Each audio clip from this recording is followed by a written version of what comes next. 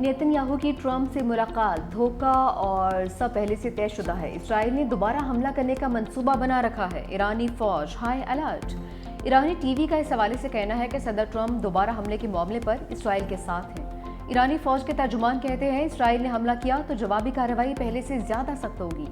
ईरानी supreme leader के Musheer general Yahya रहीम सफ़ी के मुताबिक खुफिया जगहों पर हजारों मिसाइल और ड्रोन दिफा के लिए मौजूद हैं।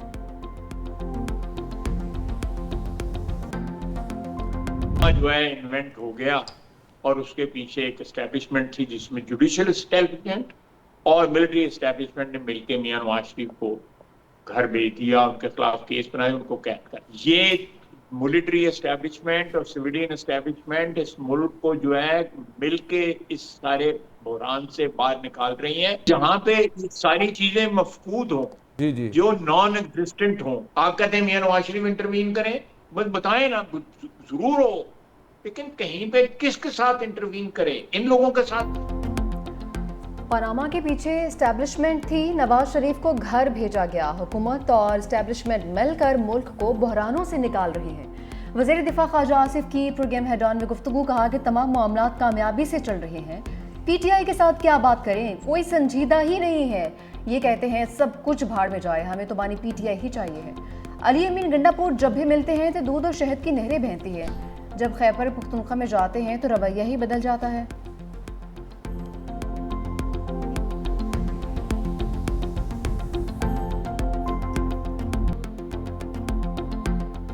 तुर्क वज़ीर ख़ारजा खाकान फदान सरकारी दौरे पर इस्लामाबाद पहुँच गए। दफ्तर ख़ारजा के senior additional secretary Syed Ali Gilani ने इस्तकबाल किया। तर्जमान दफ्तर ख़ारजा के मुताबिक तुर्क वज़ीर ख़ारजा दौरे में बाहमी दिलचस्पी के अमूर पर तबादला ख्याल करेंगे। पार्क तुर्क ताल्लुकात की जड़ें मुश्तरका तारीख, सकाफत और बाहमी एतमाद पर मबनी हैं।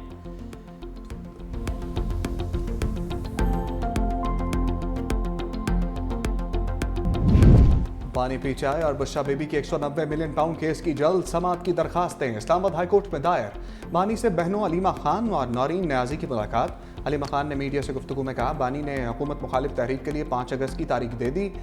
5 अगस्त को बानी को जेल में 2 साल हो जाएंगे। बानी जेल से एहतजाज लीड करेंगे। नवाज शरीफ को तो घर वाले नहीं पूछते तो बानी से मिलकर क्या करेंगे। नौरीन न्याजी ने कहा बानी के साथ वो कुछ हो रहा है जो किसी कैदी के साथ नहीं होता।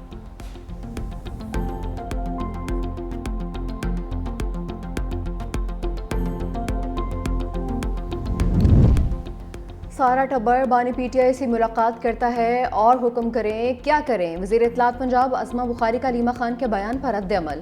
कहा मतलब क्या जेल में एक जलसे का इंतजाम कर दें जिसमें बानी पीटीआई जेल से कैदियों से खिताब फरमा सकें। पंजाब में अब कानून सबके लिए बराबर है। लाहौर ट्रैफिक पुलिस ने वज़ीर आला पंजाब की बेटी का चालान करके कानून की हुक्मरानी का सबूत दिया है।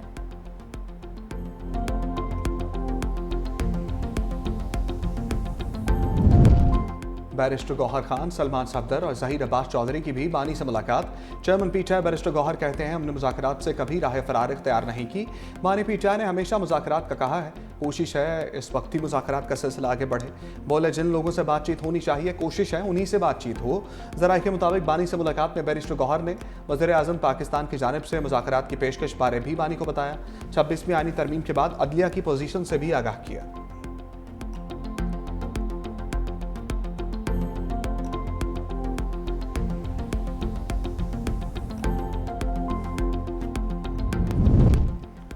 पेशावर हाई कोर्ट ने इलेक्शन कमीशन के खवातीन और अक़लियत से मुतालिक दोनों एलामिये कलअदम करार दे दिए। मुस्लिम लीग नून की जानिब से मखसूस नशिस्तों से मुतालिक दायर दरख्वास्त पर महफूज फैसला जारी कर दिया।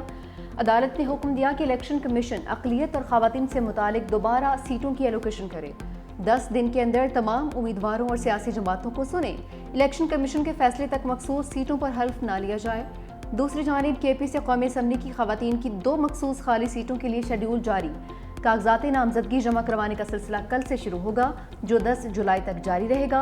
24 जुलाई को उम्मीदवारों की हतमी फहरिस्त जारी की जाएगी।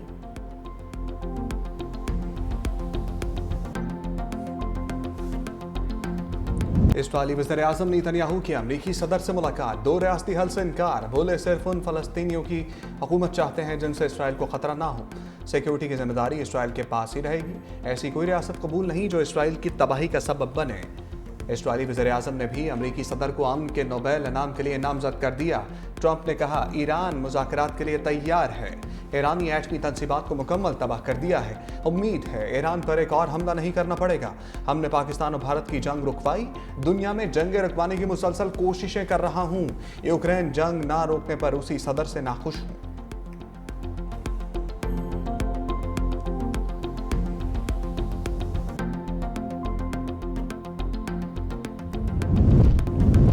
गाजा में इस्राईली बर्बरियत जारी, 24 घंटों में 49 फलस्तीनी शहीद। इमदाद लेने के लिए खड़े 8 फलस्तीनी भी शामिल।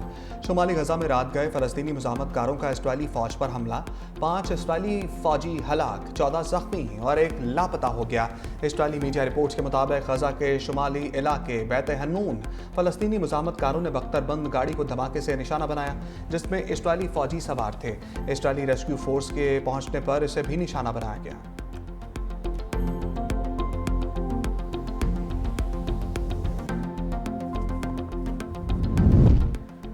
गजा में जंगबंदी के लिए कोशिशें, दोहा में हमास और इसराइल के दरमियान मुज़ाकरात का तीसरा दौर भी बेनतीजा खत्म, कोई पेशरफ्त नहीं हो सकी।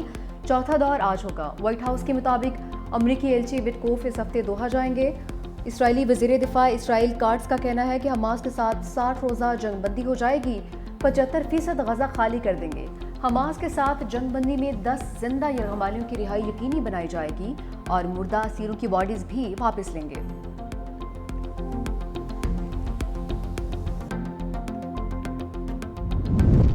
बरतानिया की फ़लस्तीनियों को ज़बरदस्ती बेदखल करने की मंसूबे की मुखालफत। बरतानवी वज़ीर ख़ारजा डेविड डेमी ने कहा कि इस्राईली वज़ीर दिफा के 6 लाख फ़लस्तीनियों को रफ़ा मुंतकिल करने का मंसूबा कबूल नहीं।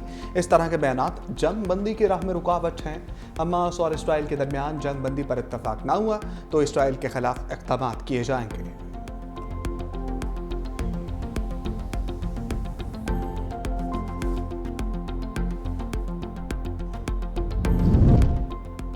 ईरानी वज़ीर ख़ारजा अब्बास इराक़ची की सऊदी अरब आमद। मक्का मुकरमा में सऊदी वज़ीर ख़ारजा फैसल बिन फरहान से मुलाकात। खित्ते की ताज़ा तरीन सूरत हाल और अमन व अमान के लिए की जाने वाली कोशिशों पर तबादला ख्याल। मुलाकात में इसराइल के ईरान पर किए गए हमलों पर भी बातचीत की गई।